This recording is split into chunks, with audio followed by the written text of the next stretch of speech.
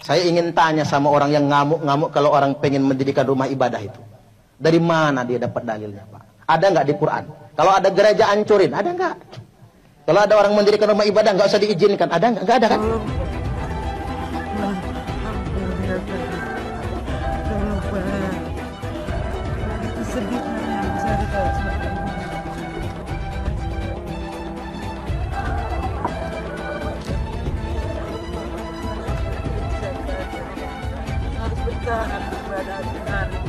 Negara yang seperti ini harus memohon kepada negara untuk mereka bisa beribadah.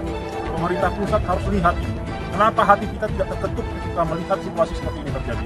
Ini adalah pelanggaran terhadap hak asasi manusia. Tuhan, Tuhan, kasihani kami, Tuhan. Haleluya, haleluya, haleluya. Shalom alaikum bismillahirrahmanirrahim. Salam Aki. Aku kabarkan Injil keselamatan. Bapak Ibu Nasi Tuhan, ketemu lagi dengan saya Evangelis Abraham Effendi Usman. Bagaimana kabar Bapak Ibu semua? Tentu luar biasa. Dan saudaraku, saya ingin mengajak Bapak Ibu untuk melihat sebuah cuplikan video mengenai oknum-oknum tertentu dari agama seberang. Kita tahu semua agamanya apa dia, karena setiap dia mengganggu ibadah kita, dia melarang kita yang beribadah, mereka teriak nama Tuhannya dan mereka selawatan, saudaraku. Ada banyak sekali orang yang memberikan apresiasi juga kepada mereka karena keberanian mereka di dalam menjalankan syariatnya, di dalam menjalankan agamanya, di dalam mereka berdakwah, saudaraku. Maka saya pernah berkata bahwa ketika mereka tidak senang melihat kita beribadah, kemungkinan ini azab bagi mereka. Ya, tidak ada sukacita mereka ketika melihat kita yang lagi beribadah. Ini sudah azab, saudaraku. Mereka tidak sanggup melihat kita beribadah, mereka tidak sanggup melihat gedung gereja. Ini benar-benar sudah azab dalam pikiran mereka. Jadi azab di sini bukan berarti mereka menerima sesuatu yang di luar nalar kita, yang di luar yang tidak kepikirkan. Nah, ini sebenarnya sudah azab. Ketika melihat gereja mereka tidak senang.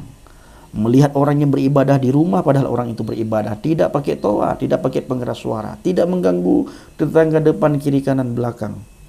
Tetapi mereka merasa sangat terganggu dan tidak nyaman. Haruslah mereka mengganggu ibadah, membubarkan ibadah kita. Nah Bapak Ibu, ternyata ada juga ustadz-ustadz tertentu.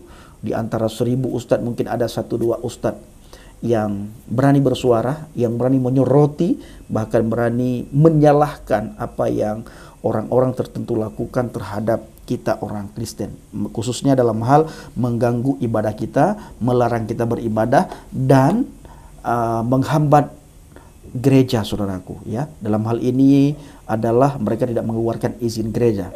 Dan Bapak Ibu, ada juga dari pihak Muslim, orang awam yang tidak senang ternyata kepada mereka. Nah, orang-orang yang tidak senang ini, Bapak Ibu, mereka memakai hati nurani. Ya, mereka memakai hati nurani. Dan mereka ternyata lebih tahu mengenai lakum dinukum waliyadin, agamamu bagimu, agamaku bagiku. Kita punya ibadah, mereka punya ibadah. Kita punya rumah ibadah, mereka punya rumah ibadah. Jadi tidak ada yang merasa dirugikan. Dan mereka tidak merasa terganggu, saudaraku. Akhirnya mereka mengecam juga terhadap oknum-oknum tertentu yang selama ini mengganggu kita yang lagi beribadah.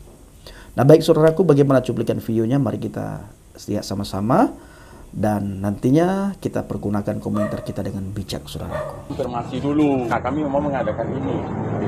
Dan kalian harus konfirmasi juga dengan RT RW di sini kegiatan itu. Karena memang ini beda. Mari kan kalau masalah ibadah ini, seperti ibadah ini, kan bisa konfirmasikan, panggil punya yang kontrakan. Dek, begini tolong hentikan. Tapi kalau rumah yatim sendiri seperti ini, masuk aku rumahku. Ya memang betul juga sudah. Saya cuma pecahkan kaca rumah saya loh. Bisa kan? Kenapa tadi mau pecah kaca?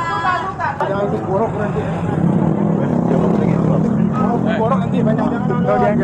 Jangan kau bentar-bentar. Saya nggak beribadah, mau nggak? Borok kau nanti. Borok nanti. Apa emang? Siapa yang nggak boleh saya pegang? Siapa yang nggak boleh? Borok kalian itu semua sini. Sabar. Apa?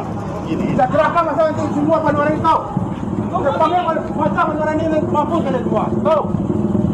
Yang buat gawat tenang-tenang tidur kita di sini, sampai di sini kita nangan-nangan. Makanya tadi Bapak itu menyuruh kita di atas itu supaya mereka disuruh pulang ini. Hari ini tanggal 20 Agustus kita akan direlokasi di P3UD. Sampai kapan jemaat Tamora ini akan dibawa ke mana lagi gitu kok? Iya. Kita nggak mau kok, kita hanya mau beribadah di sini. Kita cuma mau berdoa kepada Tuhan kita kok. Ya. Kita nggak minta apa-apa. Kita warga negara Indonesia punya hak yang sama. Tapi kami mohon untuk sekali ini kita ikuti dulu, kasih kesempatan sama pemerintah.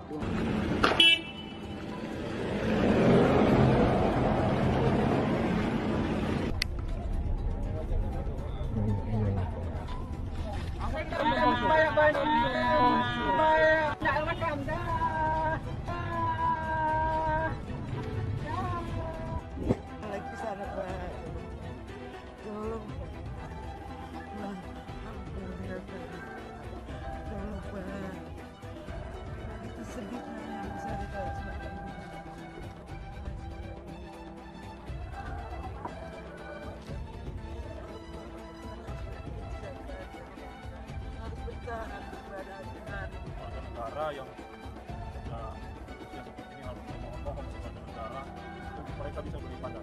Pemerintah pusat harus lihat ini. Kenapa hati kita tidak terketuk ketika melihat situasi seperti ini terjadi? Ini adalah pelanggaran terhadap hak asasi manusia. Tuhan, kasihani kami, Tuhan. Kok pada teganya mempersulit orang minoritas seperti ini? Apakah itu yang membuat kita melihat bahwa iman kalian adalah iman kecil dan cetek? Kalian ibadah tuh sering loh, lebih dari 1 kali. Saya juga ibadah lebih dari 1 kali dalam sehari, ya kan? Mereka seminggu sekali saja kok dipersulit, kok dibikin rempong. Kayak zaman penjajahan saja kalian. Makanya harapan saya sebagai orang muslim, hanya sedikit menghimbau kepada saudara-saudaraku yang sesama, seiman dengan saya yang beragama muslim. Dengan ibadahmu, atau ibadah ritual maksud saya, dengan sholatmu, Allah belum tentu bahagia. Allah belum tentu senang. Karena ibadahmu itu hanya untuk kepentingan dirimu terhadap Allah. Tetapi Allah lebih senang jika engkau bermanfaat untuk orang lain. Membuat hati senang orang lain, berbaik-baik sama orang lain. Keyakinan saya yang sangat sederhana hanya seperti itu. Salam. Kita bubarin gereja, bubarin orang ibadah. Alasannya selalu pasti gak ada izinnya. Ya kalau nggak ada izin dibantu dong, dibantu dikasih izin. Dan lagian sekali lagi ya, maksudnya misalnya pemerintah ada aturan harus izin gini, rumah tidak boleh dibuat tempat ibadah. Kalau saya sih selama juga, kecuali dia nutup jalan. Kalau ngomong nutup jalan juga lebih sering teman-teman saya daripada teman-teman ini. Kenapa jemaahnya Bang Jerry tidak pernah nutup jalan? Karena mampu sewa gedung. Nah, ini saya ada banyak pertanyaan juga nih, Bang Jerry. Beb, kalau kita nih yang menumpang sholat di gereja, tidak apa-apa, ya kan? Malah orang mungkin, wah toleransi, tidak akan ada masalah. Tapi apabila Bang Jerry yang beribadah numpang di masjid kita, jangan kan di masjid. Bang Jerry dan teman-teman beribadah di rumahnya saja, di ruko, di rumah dibubarin. Jadi tolong kepada teman-teman umat Islam, sebenarnya tidak apa-apa menumpang di gereja. Tapi kan masjid, musola, semuanya ada. Di pom bensin, rest area, semuanya ada. Sedangkan gereja di tempat orang Kristennya sendiri tidak ada. Apalagi di rest area. Apabila sebuah rest area ada gerejanya, sudah pasti rest area murtad. Tidak ada yang mau berhenti di rest area itu. Sebenarnya yang ada itu adalah Kristen area. Bukan. Apa sih sikap muslim sesungguhnya kalau ada orang yang mau bikin gereja? Begini Bapak Ibu. Satu, di dalam Islam tidak ada satupun ajaran yang membolehkan kita melarang umat beragama lain mendirikan rumah ibadah. Nggak ada satupun. Saya ingin tanya sama orang yang ngamuk-ngamuk kalau orang pengen mendirikan rumah ibadah itu. Dari mana dia dapat dalilnya, Pak? Ada nggak di Quran? Kalau ada gereja hancurin, ada nggak? Kalau ada orang mendirikan rumah ibadah nggak usah diizinkan, ada nggak? Nggak ada kan? Kemudian kita nyontoh Nabi, Bapak Ibu. Nabi dikunjungi 60 umat Kristen Bani Najjar. Itu yang berkunjung pendeta-pendeta, jemaatnya. Begitu sampai di Madinah, minta izin kebaktian di Masjid Nabawi. Ada yang pernah umroh nggak? Ada kan? Tahu nama Masjid Nabawi kan? Itu masjid yang sangat mulia, Bang. Oleh Nabi diperbolehkan kebaktian di Masjid Nabawi. Bayangkan Nabi memperbolehkan umat Kristen kebaktian di Masjid Nabawi.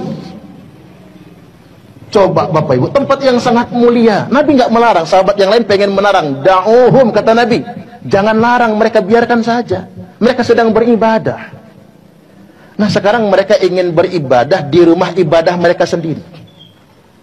Kita melarangnya alasannya apa? Karena belum ada izin. Mengapa belum ada izin? Karena memang nggak diizinkan. Saya belak-belakan aja nih, Pak. Masih banyak oknum pejabat yang menghalang-halangi pendirian rumah ibadah. Saya kalau bisa marahin pejabat itu tak marah, bener aja. Sayangnya saya ini bukan pejabat yang lebih tinggi kan begitu. Kok ada ya?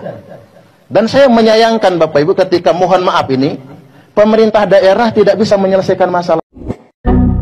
Gak usah sok-sokan aku dekat dengan Tuhan. Kalau orang ibadah, di ruko aja masih dibubarin. Aduh Pak Ustadz, yang ringan dulu, sabar. Ini kan ringan. Ya udah ulang. Gak usah sok-sokan aku dekat dengan Tuhan. Kalau mempersulit izin tempat ibadah orang lain. Aduh, enggak guys, maksud Pak Ustadz ini semuanya di enggak kok. Orang di Indonesia ada buktinya. Masyarakat Indonesia toleransinya sangat tinggi. Tidak ada masalah, menjunjung tinggi toleransi. Kita beralih dulu Bang, ke Abu Janda Bang. Saya izin ya, saya udah siapin data nih biar nggak ngalor ngidul nih Bang. Penolakan ibadah GKPS di Purwakarta 2 April 2023, penutupan patung Bunda Maria atas desakan Ormas 3 Maret 2023, penolakan ibadah di Tarakan Kalimantan 28 Februari 2023, pembubaran ibadah GKKD Lampung 19 Februari 2023, pembubaran ibadah Natal Cilebut Bogor 25 Desember 2022, penolakan gereja di Cilegon Banten 7 September 2022, pembubaran ibadah Natal di Tulang Bawang Lampung 25 Desember 2021, penolakan gereja di Kelapa II Bekasi 1 Desember 2021, pembubaran ibadah HKBP Cikarang 17 Desember 2020, pembubaran ibadah keluarga di rumah di Cikarang 19 April 2020. Saya bisa paparkan data setiap tahun. Minimal ada 2-3 penolakan rumah ibadah dan pembubaran ibadah yang viral. Itu yang viral. Ya. Yang nggak viral bisa 10 kasus, Mas. Jangan pakai alasan izin. Maaf nih, saya ada datanya. Ratusan musola langgar masjid di Depok nggak ada IMB-nya. Puluhan ribu musola langgar masjid di Jawa Barat dibangun tanpa IMB. Itu di Jawa Barat doang. Gimana di seluruh Indonesia? Mungkin ratusan ribu, jutaan masjid di Indonesia tidak punya IMB. Ini data tahun 2019. Ya, faktanya memang non Muslim aja yang sulit urus izin. Jadi kenapa non Muslim saja yang sulit urus izin, sementara kita umat Islam tidak pernah kita terbentur dengan kesulitan izin dalam membangun masjid. Yang kedua, tepos lironya mana? Kalau kata wong Jawa ini tenggang rasa gitu ya. Orang lagi ibadah, orang Kristen ibadah itu kayak orang kita umat Muslim lagi sholat jamaah lah gitu. Sekarang balikin ke diri kita. Kalau kita lagi sholat jamaah ada yang datang, tiba-tiba bubar. Udah ada izin belum nih? Kira-kira perasaan kita gimana Bang? Dan itu dianggap kebiasaan, dianggap normatif, dianggap kelaziman. Gila nggak? Di negara ini. Maaf nih, kemarin ribut-ribut Israel. Menurut saya, bangsa kita tuh belum pantas. Protes-protes Israel penjajah. Protes apa? Di protes Israel penjajah, kita di negeri sendiri masih jadi penjajah ke umat minoritas, Bang. Bang, saya mau tanya Bang. Nggak pantas. Nah, saudara dikasih Tuhan, bagaimana tanggapan Bapak Ibu setelah melihat cuplikan video yang baru saja kita saksikan sama-sama? Silahkan tulis di kolom komentar dan komentarlah dengan bijak. Terima kasih. Assalamualaikum warahmatullahi wabarakatuh. Salam Aki. Aku kabarkan Injil keselamatan. Bapak Yahweh Bishop Adoda Yesus Hamasyah. Warwah Kudus memberkati kita semua. Haleluya. Amin. Salam Murtadin. Terima kasih.